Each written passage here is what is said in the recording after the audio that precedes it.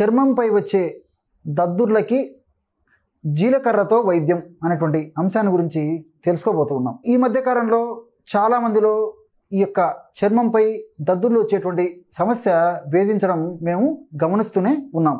మరి ఈ సమస్యని ఆయుర్వేద వైద్య విధానంలో ఉదద్దము, కోటము, ఉత్కోటము అనేటువంటి పేర్లతో మన మహర్షులు చక్కగా స్థూలంగా, కొన్ని సందర్భాల్లో సూక్ష్మంగా చెప్పి చక్కటి చికిత్సా విధానాల గురించి కూడా తెలియజేయడం జరిగింది. ఆధునిక వైద్యంలో ఈ యొక్క సమస్యని ఆర్టికేరియా అనేటువంటి పేరుతో పిలుస్తూ ఉంటారనమాట. మరి ఈ చర్మంపై దద్దులు వచ్చింది కారణాల గురించి మనం ఆలోచించినట్లయితే సరిపడనటువంటి ఆహార పదార్థాలు, సరిపడనటువంటి వాతావరణము, కొన్ని రకాలైనటువంటి ఆధునిక కృత్రిమ రసాయన ఔషధాలు, మానసిక ఒత్తిళ్ళు, మలబద్ధకము, అదేవిధంగా కొన్ని రకాలైనటువంటి జీర్ణాశయ సమస్యలు, కడుపులోనూ ప్రేవుల్లోనూ నులిపురుగు ఉండడం, ఇలాంటి వివిధ రకాలైనటువంటి కారణాల వల్ల ఈ యొక్క సమస్య వస్తూ ఉంటుందన్నమాట.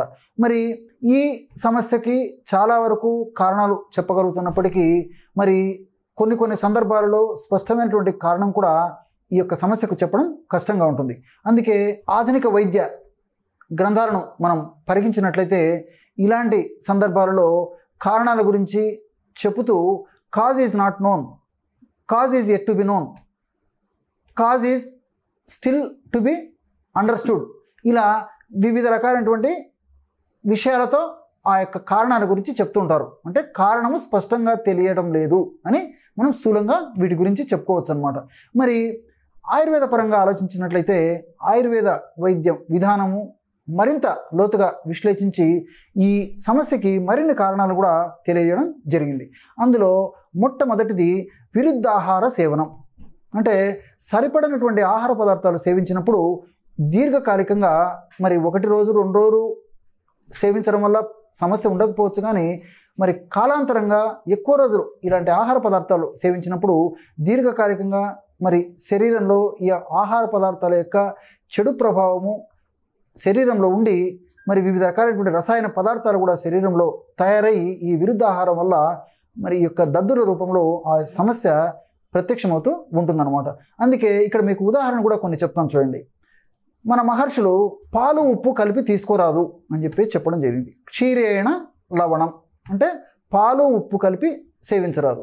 ఈ రోజుల్లో మనకు తెలిసి తెలియక అవగాహన లోపంతో బిస్కెట్లు, సాల్ట్ బిస్కెట్స్ కానీ సాల్ట్ కలిసినటువంటి బిస్కెట్స్ కానీ తినేసి వెంటనే పిల్లలకు ఆ విధంగానే ఇస్తున్నాము. పాలు మనము చాలామంది అలాగే వాడుతున్నాం, బిస్కెట్ తిని పాలు తాగుతున్నాం. మరి విరుద్ధాహారం, దీనివల్ల కాలక్రమంలో ఇలాంటి అంతుపట్టనటువంటి సమస్యలు కలుగుతుంటాయి అన్నమాట. అలాగే రెండవది దధ్న మాష సూపేన అంటే పెరుగును మినపప్పుతో కలిపి తీసుకోరాదు. మరి చాలామంది ఇష్టంగా మినప గారెలు లేదా ఆవడలు పెరుగులో నానబెట్టుకొని పెరుగు వడలుగా చేసుకొని తింటూ ఉంటారనమాట. మరి పెరుగు అదేవిధంగా మినపప్పు విరుద్ధ పదార్థాలు. ఈ 2 పదార్థాలు మనం ఈ విధంగా చేసి తినడం వల్ల దీర్ఘకాలికంగా సమస్యలు రావచ్చు అనమాట. కాబట్టి ఇప్పుడు మీకు ఉదాహరణకు చెప్పాను, మరి పెరుగు మినుము కలిపి వాడకూడదన్నమాట. అది స్థూలంగా దాని అర్థం. అదేవిధంగా సర్వంచ అమ్లం పయస సహ విరుద్ధం, పుల్లటి పదార్థాలు ఏవి కూడా పాలతో కలిపి వాడరాదు అని చెప్పేసి మన మహర్షులు ఏనాడో నొక్కి ఒక్కాడించడం జరిగింది. మరి ఈ రోజుల్లో పులియబెట్టినటువంటి పిండితో తయారు చేసినటువంటి ఇడ్లీలు తింటున్నాము. ఇడ్లీలు తిని వెంటనే కాఫీ టీనో తాగుతున్నాం, పాలు కలిసినటువంటివి, లేదా పాలు తాగుతున్నాం. సో పాలు అదేవిధంగా ఆమ్ల పదార్థము కలిపి మనం వాడుకుంటున్నాం. కాబట్టి దీర్ఘకాలికంగా శరీరంలో వివిధ రకాలైనటువంటి అనారోగ్య మార్పులు మొదలై ఈ దద్దుల రూపంలో ప్రత్యక్షమయ్యేదానికి అవకాశం ఉంటుందన్నమాట. మరి అంతేకాకుండా కొంతమంది ఇడ్లీలు అదేవిధంగా సాంబారు 2 తినేసేసి కాఫీ కానీ టీ కానీ పాలు కానీ తాగేటువంటి పరిస్థితి కూడా ఉందన్నమాట. మరి ఇడ్లీలు పులిపెట్టినటువంటి పదార్థంతో తయారైనటువంటి ఆహార ద్రవ్యమే. అదేవిధంగా పులుసు, ఇది కూడా పులిసినటువంటి ద్రవ్యం.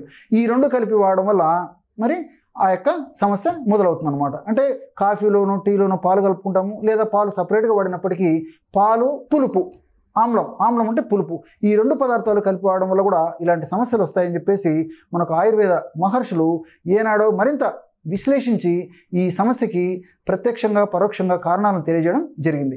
మరి ఈ సమస్య ఉన్నప్పుడు ఎలాంటి క్షేమదాయకమైనటువంటి ఔషధాన్ని వాడుకోవాలంటే దీనికి కావలసినటువంటి పదార్థాలు 3. ఈ 3 పదార్థాలని మనం ఔషధంగా సద్వినియోగం చేసుకొని వాడుకోవడం వల్ల ఆ యొక్క చర్మంపై దద్దుర్లు అనేటువంటి సమస్య తగ్గిపోతుంది అనమాట.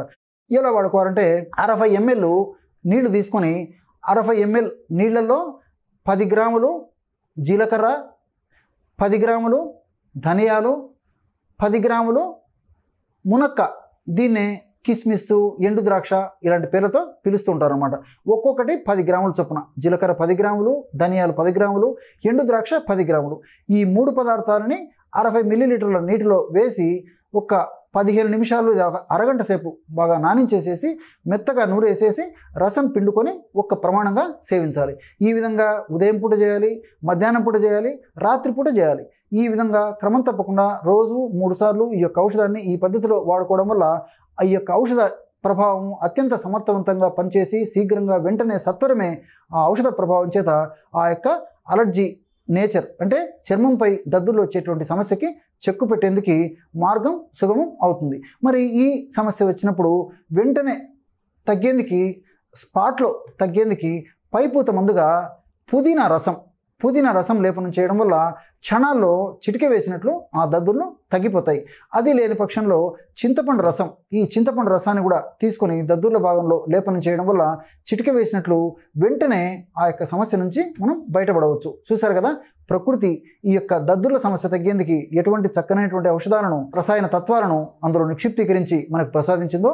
మరొక వీడియోలో మరొక అంశంతో మళ్ళీ కలుద్దాం. అంతవరకు నమస్కారం. మీ చిట్టిబొట్ల.